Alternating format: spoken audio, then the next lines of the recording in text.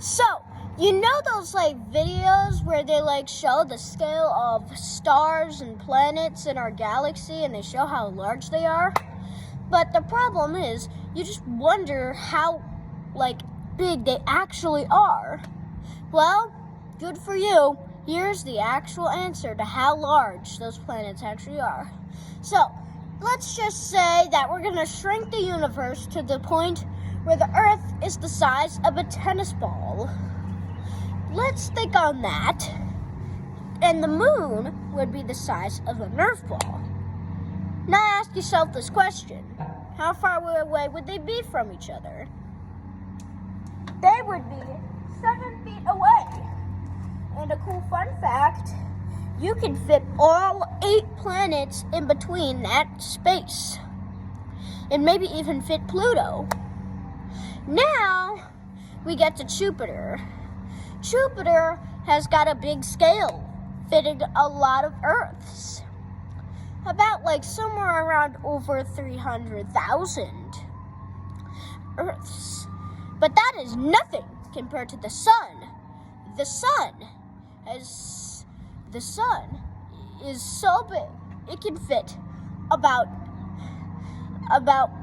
point something million Earths inside of it. But if its scale is that big, that still means it is certainly not the biggest. Let's look at Sirius. Sirius is the brightest star in the night sky, 20 times brighter than our official sun. Which, if our official sun were brighter than that, who knows what'll happen. But still, Sirius is brighter than our sun. And our sun is less brighter than Sirius. But our Sirius is not only brighter, but also bigger than the sun.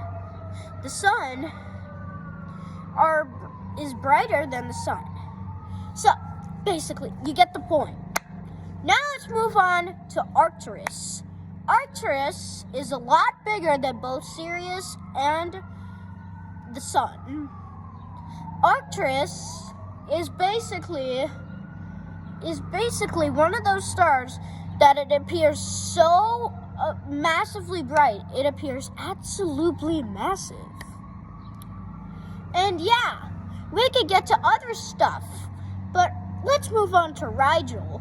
Rigel is actually so big, it's taller than New York's Independence Tower, aka Freedom Tower, in downtown, somewhere around where the Twin Towers were. And even if it's that big, it's just a tiny little baby star. And I actually mean that. It's only a tiny little bit old compared to our sun, which is 4.5 billion years old. That's the difference in between a 80-year-old elderly and a 2-month-old baby. Except this baby is about to explode into a supernova. But don't worry, our sun is far away from that. And the fact that we're only 1 million years from now from our oceans boiling away, that will happen. That will honestly never happen to the humans because we would be extinct before all of that would happen. It would also become a red giant, aka the future sun. It would become so big to the point that's basically when the sun would start eating up everything in its path, including the Earth. Some people say that that's how the end of the world would be. Now let's get to something more serious. Here's a star that could put even that into rest. A star that could put the end of the world into rest. Introducing the one and only Omega Betelgeuse. Yes. Don't ask why it is named after that legend, which its name should not be said. But yeah, apparently Betelgeuse is so big, it is 10 times taller than the tallest tower in the world located in Dubai, Saudi Arabia. So, if we want to say something about this star, it would be that its supernova would be super massive.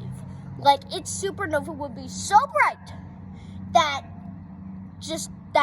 basically it would outshine the full moon, and it would last a month.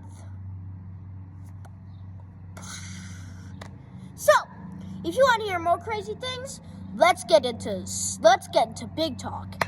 That's not even the biggest star that remains. That would remain for Uy-Scuti. The name is stupid. Anyways, Uy-Scuti is massive.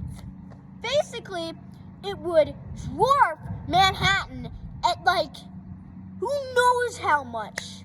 Oh yeah, let's just say 8 miles. 8 miles. And Central Park is 7-something miles. Yeah, Central Park would basically be no-scoped by this star. And as we go down from